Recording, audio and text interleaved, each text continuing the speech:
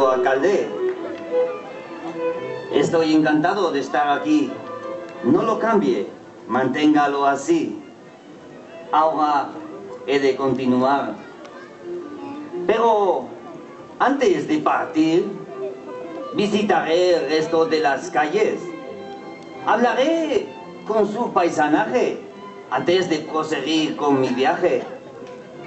Y, si mi amigo Lauren me lo permite, nombraré a este pueblo que trabaja con esmero Imperial Puerto Primero. ¡Viva el rey!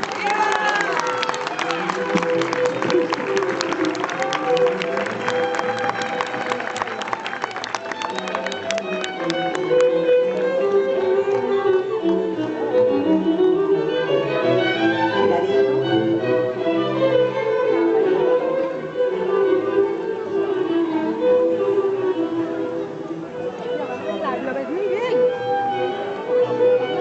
De la vista.